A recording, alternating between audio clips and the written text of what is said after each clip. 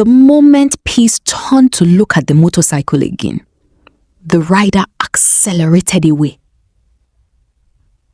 But the woman was gone too. Completely gone. The chair remained. The house remained.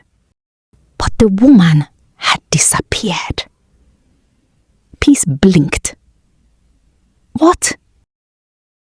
She rushed around the compound. Nobody. She checked behind the building. Nothing.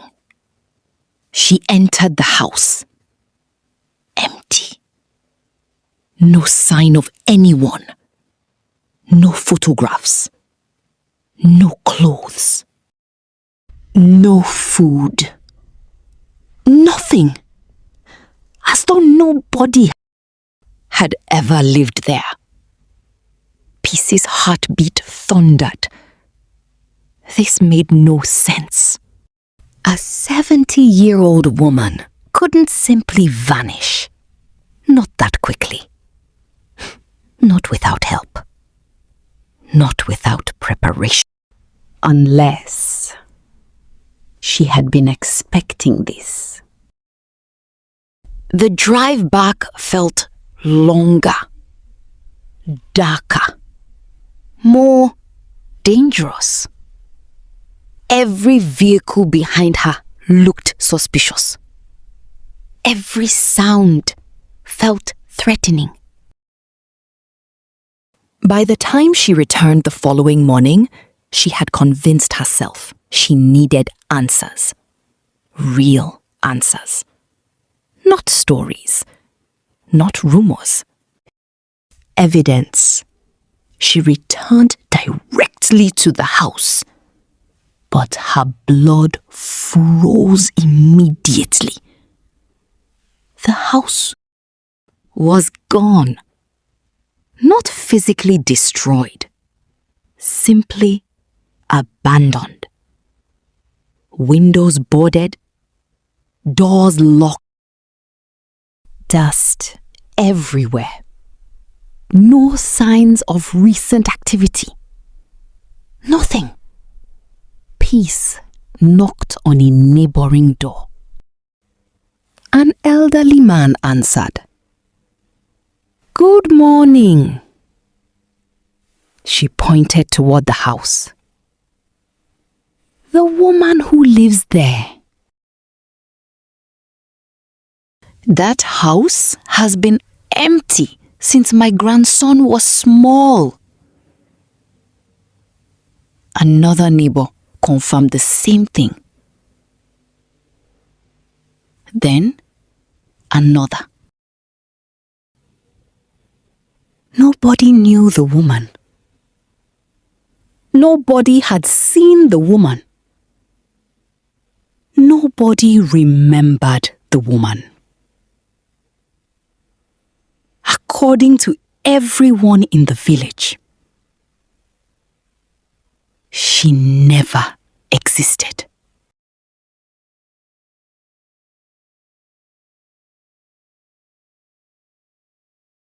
Shaken, Peace returned to her car. She sat silently, trying to make sense of everything. Then, something caught her attention. A folded piece of paper beneath her windshield wiper. She frowned. Slowly, she picked it up. Opened it. Only one sentence was written in faded handwriting. Ask Ruth Williams about the fire. Peace stared at the note. Her heart pounded. Ruth Williams. Grace's mother. The same woman who had recently been photographed by the anonymous stalker. The same woman receiving unwanted attention. The The same woman, somehow connected to Victor's hidden past. Peace looked around. The road was empty. The village was silent. Who left the note? The mysterious woman? The motorcyclist? Or someone else entirely? Then her phone rang for 5 seconds. 10 seconds. Then a distorted voice whispered, "You should have stayed away." The call disconnected. Peace sat frozen. The mystery had just become personal.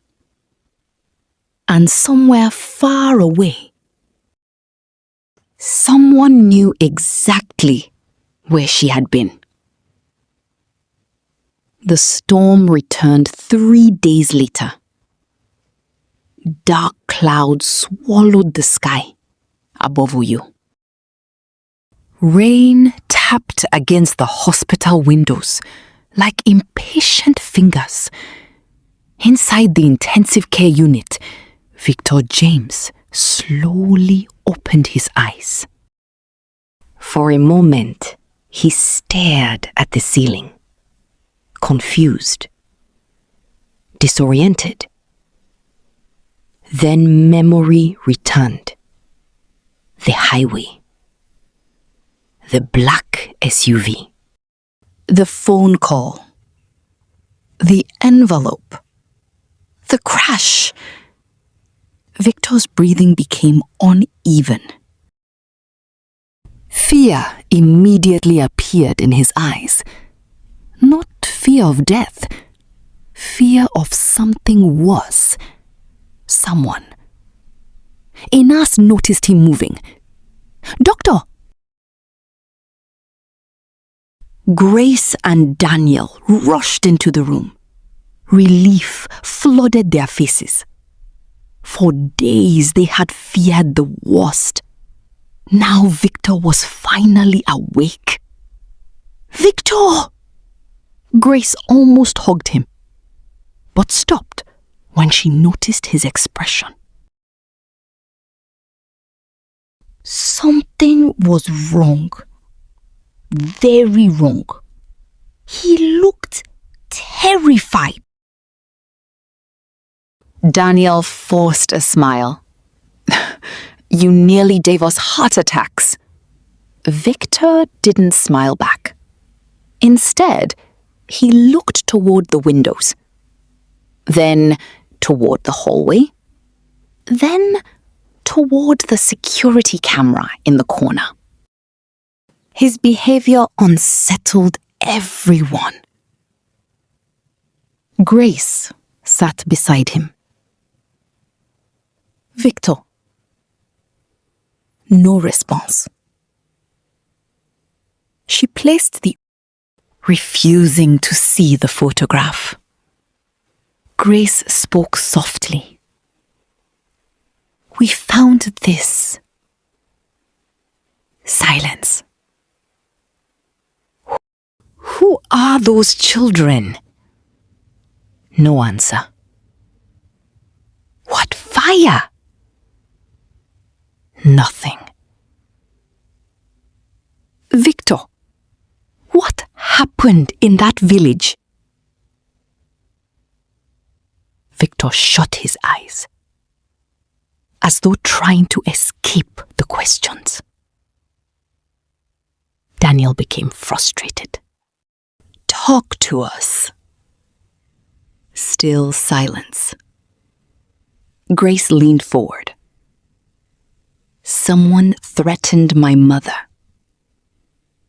Victor's eyes snapped open. Fear exploded across his face. The reaction lasted only a second, but it was enough. Grace saw it. Daniel saw it.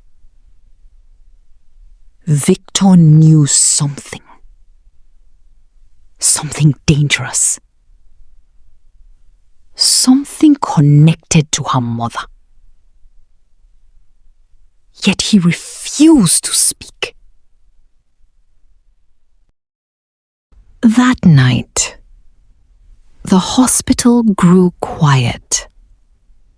Doctors changed shifts. Only a few nurses moved between rooms.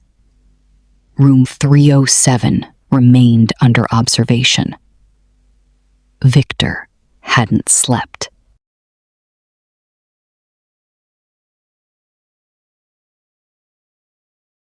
Every sound made him nervous.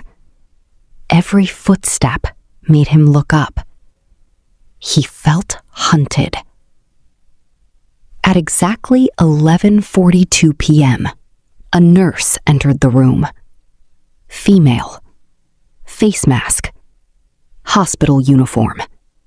Late 20s. Victor glanced at her briefly, then looked away. The nurse closed the door. Slowly. Too slowly.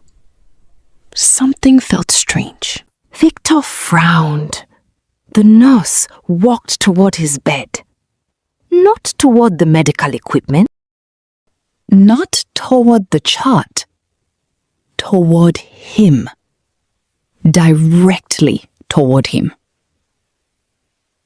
Victor's heartbeat accelerated. The nurse smiled. But the smile never reached her eyes. Then she reached into her pocket and pulled out a syringe. Victor froze. The liquid inside was dark, almost black. Immediately he knew. This wasn't medication. The nurse whispered, "I'm sorry." Victor's eyes widened. "What are you doing?" The nurse didn't answer. Instead, she moved closer. Faster. Victor suddenly screamed, "Help!" The syringe lunged toward his arm. Victor grabbed the attacker's wrist. Pain exploded through his injured body. The nurse struggled violently. "Let go!" Victor screamed again. "Help!" The attacker shoved him backward. The heart monitor exploded into frantic beeping. Beep, beep, beep.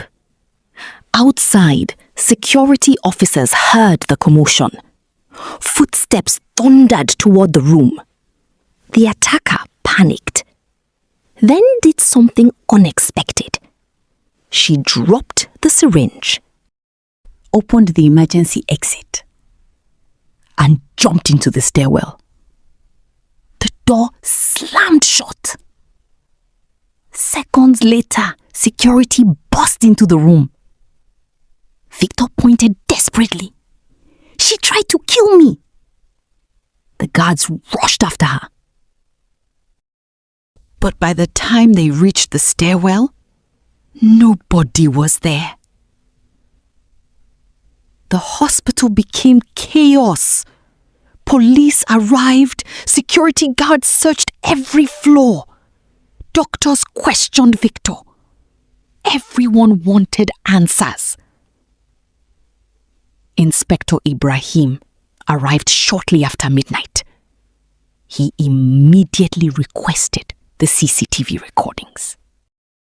Simple, straightforward, routine. Except the footage was gone. Inside the hospital may have helped. This wasn't random. The attack had been planned. The following morning, Victor sat alone, watching the door, watching the windows, watching everyone. The attack changed him. Before, he was secretive. Now, he was terrified. Every person became a suspect. Every face became a threat. The doctor entered. Victor flinched. A cleaner entered. Victor watched carefully. A nurse entered. Victor demanded identification. Fear had consumed him. And Grace noticed. When she entered the room later, she found him staring at the photographic again. This time, he wasn't avoiding it. He looked haunted by it, like a man staring at a ghost. Grace sat quietly. Victor, nothing. You almost died. Silence. Somebody tried to kill you. Nothing. Whatever you're hiding is dangerous. Victor lowered his head. For several moments he said nothing. Then quietly whispered, I know. Grace froze. It was the first genuine response he had given. Then tell me. Victor looked at her. His eyes were filled with regret. Not fear. Regret. The deep kind. The kind that follows years of bad decisions. We should never have built it. Grace frowned. Built what? Victor immediately went silent again. The walls came back up. The conversation ended. That evening, Daniel arrived alone. Grace had gone home. Police had left. The room was quiet. Only the sound of rain touched the windows. Daniel sat beside Victor. Neither spoke for several minutes. Old friends. Bound by years of struggle. Years of sacrifice. Years of success. Finally, Daniel sighed. I almost lost you. Victor stared ahead. I know. Daniel laughed nervously. You know what's funny? No. I've spent 3 days defending you. Victor looked at him. What do you mean? I keep telling Grace you're not hiding anything. Victor lowered his eyes. The guilt was obvious. Daniel noticed immediately, and suddenly his stomach tightened. Victor. Silence. You're hiding something. Victor didn't deny it. That frightened Daniel more than any answer. Victor. The room became quiet. Then Victor finally spoke. Not loudly, not dramatically, almost like a confession. We built our future on a lie. Daniel blinked. What? Victor looked toward the rain. His voice trembled. We built everything on a lie. The words hung in the air. Heavy. Dangerous. Impossible. Daniel laughed nervously. What are you talking about? No answer. The company? Silence. The housing project?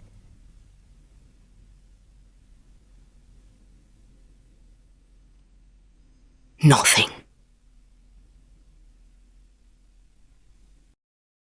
Daniel stood up, now angry. What lie? Victor swallowed. His eyes filled with emotion. For the first time in years, he looked broken. Completely broken. We should have asked more questions. Daniel's heartbeat accelerated. What questions? Victor looked at him, then shook his head. No. What do you mean no? I can't. Daniel stepped closer. Victor, people are trying to kill you. I know. They threatened Grace. I know. They are watching us. Victor closed his eyes. I know. Daniel's frustration exploded.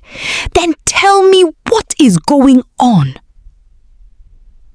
The room fell silent. Victor opened his eyes and whispered the most terrifying thing Daniel had ever heard. If I tell you, his voice cracked, they'll come for all of us.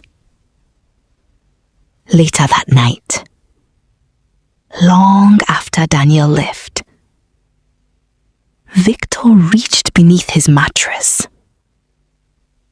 Hidden there was a folded document, one of the few papers the thief never found. His hands trembled as he opened it.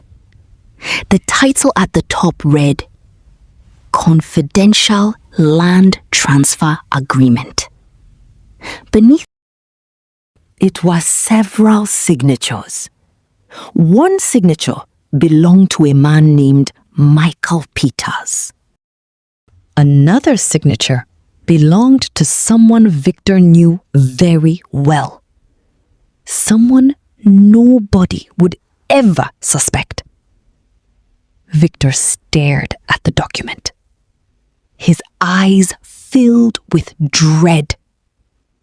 The agreement was the reason people were dying. The reason the village burned. The reason somebody wanted him silenced. The reason Grace's mother was being watched.